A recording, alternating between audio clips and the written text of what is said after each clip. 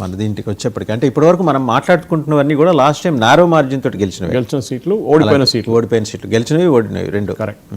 Next సక్రా అనే ఒక seat ఉందండి. సక్రా సీట్ మనం చూద్దాం. సక్రా సీట్లో ఏం జరిగింది లాస్ట్ టైం.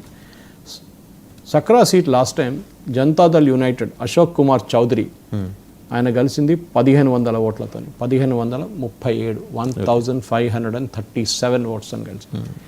ఈసారి జనతాదళ్ యునైటెడ్ నౌ అశోక్ కుమార్ చౌదరి బదులు ఆదిత్య కుమార్ పోటీ చేస్తున్నారు. క్యాండిడేట్ మార్చేశారు జేడీయూ. అక్కడి నుంచి ఆయన లాస్ట్ టైం కలిసిన 1500 ఓట్ల మెజారిటీ ఇప్పుడు ఆల్రెడీ 10వ రౌండ్ వచ్చేదాకా 7000 ఓట్లతో లీడ్ చేస్తున్నారు. అక్కడ కాంగ్రెస్ సెకండ్ పొజిషన్లో ఉన్నారు.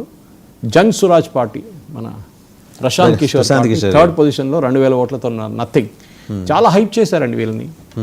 ఎంత హైప్ అంటే పిఆర్ హైప్, వాళ్ళు వచ్చేస్తున్నారు, ఓట్లు తీసుకెళ్ళిపోతారు, బీజేపీ, ఇది ప్యానల్ డిస్కషన్, అది ఇది చూసాను. ఇప్పుడు ఏమైందండి? ఇప్పుడు ఫైనలీ టోటలీ అవుట్ అయిపోయింది కదా. మన బ్రదర్ ఓవైసీ ప్రజెన్స్ ఆయనకి ఈసారి 1.5% before I left the previous studio నేను అక్కడ చెక్ చేసినప్పుడు ఆయనకి 1.5% వచ్చింది. ఆయన ఓట్లు తీసుకెళ్ళిపోతున్నాడు అంటే ముస్లిం ఓట్స్ గుంజుకొని తీసుకెళ్ళిపోతున్నాడు. గెలవడం ఇంకోటి చూద్దాం, అది ఇప్పుడు అదే ఫైనల్ ఫిగర్స్కి రాలేదు. నెక్స్ట్ సీట్ సిక్తా 2300 ఓట్స్లో లాస్ట్ సిపిఐ ఎంఎల్ గెలిచారు ఈ సీట్, సిక్తా అనే సీటు. ఈసారి సిక్తా సీట్ ఎక్కడికి వచ్చింది చూద్దాం ఒకసారి. We will check Sikta. Sikta is there. ఈసారి సిపిఐఎంఎల్ 3వ స్థానంలో ఉంది. సిపిఐఎంఎల్ గెలిచిన సీట్లో 3వ స్థానంలోకి వెళ్ళిపోయింది. ఫస్ట్ పొజిషన్లో జేడీ వచ్చేసారు 13,480 ఓట్లతో రీడింగ్లో ఉన్నారు 7th రౌండ్లో. సెకండ్ పొజిషన్లో ఒక ఇండిపెండెంట్ క్యాండిడేట్ ఉన్నారు. సో బహుశా ఇక్కడ ఒక ఇండిపెండెంట్ టక్కర్ వచ్చింది. కానీ లాస్ట్ టైం గెలిచిన క్యాండిడేట్ అంటే లాస్ట్ టైం గెలిచిన పార్టీ ఆయన ఈసారి బీరేంద్ర కుమార్ గుప్తా, ఆయన క్యాండిడేట్ కూడా ఈసారి కూడా 6000 ఓట్లే వచ్చినాయి ఈసారి. Okay. At the same time BJP Janata Dal United క్యాండిడేట్కి 30,000 ఓట్లు వచ్చినాయి. So you can imagine the situation different. చాలా మటుకు దీంట్లో చిరాగ్ పాస్వాన్ రోల్ ఉంటుంది దీని అన్నింటిలో. ఓకే. సిమ్రీ బఖ్తియార్పూర్ ఒక కాన్స్టిట్యుయెన్సీ ఉంది. చాలా ఫేమస్ సెగ్మెంట్ కదా సార్ బఖ్తియార్పూర్. తరచూ కాంట్రవర్సీస్లోకి కరెక్ట్ కనిపించే సెగ్మెంట్ అది. ఇది. So we'll just go to that constituency now. Simri Bakhtiyarpur కాన్స్టిట్యుయెన్సీలో ఈసారి లోక్ జనశక్తి పార్టీ రామ్ విలాస్ మన ఎల్జేపీ ఎవరు చిరాగ్ పాస్వాన్ వాళ్ళ పార్టీ లీడింగ్ 8797 ఓట్లతో లీడ్ చేస్తున్నారు. కాంగ్రెస్ క్యాండిడేట్ యూసుఫ్ సలాహుద్దీన్ సెకండ్ పొజిషన్లో ఉన్నారు. లాస్ట్ టైం యూసుఫ్ సలాహుద్దీన్ ఈ సీట్ గెలిచారు ఆర్జేడీ వైపు నుంచి. ఈసారి ఆర్జేడీ వైపు నుంచి ఉన్నారు ఆయన క్యాండిడేట్ కానీ ఈసారి సెకండ్ పొజిషన్లో ఉన్నారు. This time Lok Janshakti party.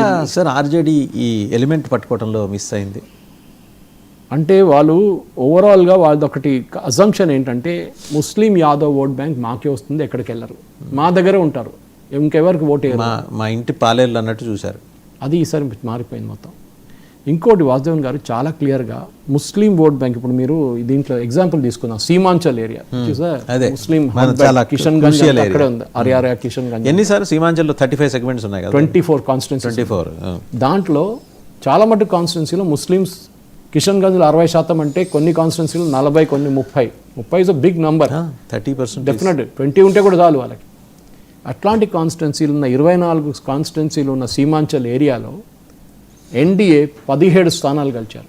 17 and 4 went to Mahagathbandhan. Others 3 అని చూపిస్తుంది. ఈ అదర్స్ బహుశా ఓవైసీ పార్టీ ఉండొచ్చు. మనం ఇంకా క్లారిఫికేషన్ రాలేదని తర్వాత వస్తుంది క్లారిఫికేషన్ ఎవరు ఉన్నారు అదర్స్లో అని చెప్పేసి. సో మన అదర్స్ చూడాల్సింది, ఎందుకంటే దిస్ అదర్స్ ఇప్పుడు కూడా ఎలక్షన్ కమిషన్ వెబ్సైట్లో ఇక్కడ రిఫ్లెక్ట్ కావట్లేదు. They are leading in 4 constituencies. AIMIM is leading in 4 constituencies. As expected. 5 అనుకున్నాం. దాంట్లో they are leading in 4 constituency. Last time 5 గెలిచారు. 4 లీడింగ్ అంటే ఇట్స్ గుడ్ ఇనఫ్. ఎందుకంటే మీరు MIM ని అట్లా తోచి పక్కన పడే మార్జిన్ ఒక కాన్స్టిట్యున్సీ దట్ ఇస్ జొకాట్ 3500 ఓట్స్తో లీడ్ చేస్తున్నారు. నెక్స్ట్ కాన్స్టిట్యున్సీ ఇస్ కోచబొదాన్, అక్కడ 13,000 ఓట్స్తో లీడ్ చేస్తున్నారు. అమౌర్ అనే కాన్స్టిట్యున్సీలో 16,000 ఓట్లతో లీడ్ చేస్తున్నారు. బైసీ అనే కాన్స్టిట్యున్సీలో 9,365 ఓట్లతో lead. Not a small lead except for the first one Jokihat. మిగతా అన్ని కాన్స్టిట్యున్సీలో they are leading by good margins. And ఇది ఒక న్యూస్ అన్నమాట. ఇప్పుడు వీళ్ళు అంటారు B team BJP, B team BJP, B team అని అంటారు. బహుశా ఉండొచ్చు, కానీ ఆయన ఏం ప్రూవ్ చేస్తున్నారు? వాట్ ఈస్ తన ప్రజెన్స్ ఆయన అక్కడ చూపించుకోవాలనుకుంటున్నాను. ఆయన చార్మినార్ పార్టీ నుంచి ఆల్ ఇండియా పార్టీకి అలాంటున్నాడు. ఔరంగాబాద్ వెళ్ళి గెలిచారు దీనికన్నా ముందు, కొన్ని సంవత్సరాల ముందు ఔరంగాబాద్ ఎలక్షన్ మహారాష్ట్రలో. బీహార్లో లాస్ట్ టైం 5 సీట్లు గెలిచారు కదా. అస్సాంకి వెళ్ళారు, సీట్లు గెలవదు కానీ ఓట్లు వచ్చింది పర్సంటేజ్ చాలా మటుకు. సో హీఈస్ ట్రైంగ్ టు, ఇప్పుడు ఉత్తరప్రదేశ్ కూడా వెళ్తారు, next Uttar Pradesh election next year రాబోతుంది, అక్కడ కూడా వెళ్తారు. సో ఈ మొత్తం పొజిషన్ చూస్తే డెఫినెట్గా ఏం జరుగుతుందంటే ఓవైసీ కూడా ఆయన ఒకటి ముస్లిం ఓట్ బ్యాంక్ మీది కాదు, మాది కూడా ఉంటుందని చెప్పేసి, అది ములాయం సింగ్ యాదవ్ కొడుకు ఉండొచ్చు, అఖిలేష్ ఉండొచ్చు, ఇటువైపు ఆర్జేడీ బాగా దెబ్బతిన్నట్టుంది కదా ఇక్కడ ఆయన ప్రెజెన్స్ వల్ల. ఆయన ప్రెసెన్స్ మనకి ఫైనల్ అనాలిసిస్ ఇంకా రాలేదు వాసుదేవన్ గారు. బహుశా వాళ్ళ సాయంత్రం ఒక 7 or 8 లేకుంటే పొద్దున మనం కూర్చుంటే దీన్ని మొత్తం అనాలిసిస్ చేయొచ్చు, కాన్స్టిట్యున్సీ చేయొచ్చు అనమాట. సో డెఫినెట్ ఇప్పుడున్న అంచనా ప్రకారం మనం చూస్తే బీజేపీ 87 స్థానాల్లో ముందుకుంది, JDU 79, RJD 31, Ram Vilas Paswan that is Chirag Paswan party 21, CPIML 6 INC ఐఎన్సి కాంగ్రెస్ 5, ఎంఐఎం 4. ఎంత దారుణ పరిస్థితి చూడండి వీళ్ళది. సిపిఐఎంకి 1 సీట్ల ముందున్నారు వాళ్ళు, సిపిఐ కూడా 1 సీట్ల ముందుకున్నారు, అండ్ బీఎస్పీ మనం ఇప్పుడు మాట్లాడాము దాని గురించి, they are also 1 seat ahead. ఇటు బీజేపీ చూస్తే 87, Janata Dal united 79.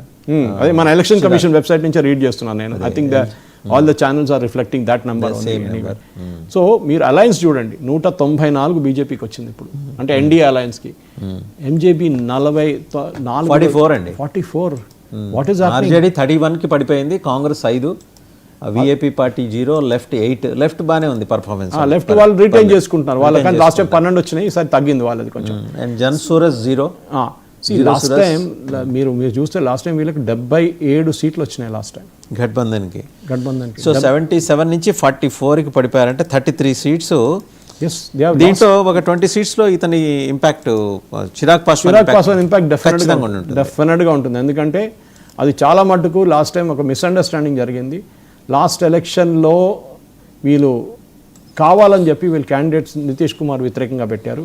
Last time RJD combination, ఆర్జేడీకి 75 సీట్లు వచ్చినాయి లాస్ట్ టైం, 75, బీజేపీకి 74, ఆర్జేడీ మన నితీష్ కుమార్కి 43. ఆలోచించండి, 43 నుంచి ఇప్పుడు 79కి వచ్చారు, అంటే 40 ఆల్మోస్ట్ చేసుకోండి. Where did it come from?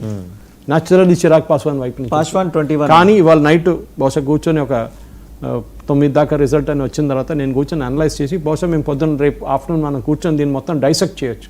Sure sir, ఎట్లా జరిగింది, ఎందుకు జరిగింది అనేది, ఎందుకు ఎక్కడి నుంచి ఓట్లు పోయినాయి అని చెప్పేసి. ఎందుకంటే మీరు చూడండి, కోషి ఏరియాలో 13 సీట్లలో 12, when I last saw it was 12 NDA, 1 Mahagathbandhan. So ఎక్కడ చూసిన వాసుదేవన్ గారు, this is completely getting wiped out. ఎక్కడ వీళ్ళకి ప్రసక్తి లేదు. ఇప్పుడు ఏం కలుస్తారో ఎక్కడ కలుస్తారో అది చెప్పలేము. అది కాదు సార్, ఇంటికో ఉద్యోగం ఇస్తా ఉన్నారు, అయినా కూడా జనం నమ్మలేదా? ఎందుకు నమ్ముతారండి? బుద్ధిలేదు. అన్ని ఉద్యోగాలు ఇప్పుడు 7 కోట్ల మంది ఉన్నారు. ఐ థింక్ దర్ అబౌట్ 7 కోట్ల మందికి మనం 3 కోట్ల పాపులేషన్ పెట్టుకుందాం. ఫ్యామిలీస్, నెంబర్ ఆఫ్ 2 కోట్ల ఫ్యామిలీస్, 2 కోట్లు పెట్టుకోండి. 2 కోట్ల ఉద్యోగం ఉంటుందండి బీహార్లో. మరి వీళ్ళు కూడా పెట్టారుగా 1 crore ఎంప్లాయ్మెంట్ అని. ఎంప్లాయ్మెంట్, గవర్నమెంట్ జాబ్స్ కాదు, అవును, ఎంప్లాయ్మెంట్ అన్నది చాలా క్రూషియల్. మోదీ గారు నెక్స్ట్ 5 years పనిచేయాల్సింది బీహార్ మీద. యూపీ చాలా మటుకు యోగి ఆదిత్యనాథ్ గారు చూసుకుంటున్నారు, చాలా మటుకు నోయిడా వైపు కానీ మిగతా వైపు ఎంప్లాయ్మెంట్ బీహార్లో లేదు. First law and order stabilize చేయాలి. లా అండ్ ఆర్డర్ స్టెబిలైజ్ చేస్తేనే అక్కడ కంపెనీలు వస్తారు, లేకుంటే కిడ్నాపింగ్లు, మర్డర్లు, గీళ్ళు నడిచి బాహుబలిలు తిరుగుతూ ఎవ్వడు అక్కడ రాడు. నిర్దాక్షిణ్యంగా వాళ్ళని లిఫ్ట్ చేయాలి, సొంత పార్టీ వాళ్ళైనా సరే. ఎందుకంటే మోదీ గారే జంగల్ రాజ్ గురించి మాట్లాడారు.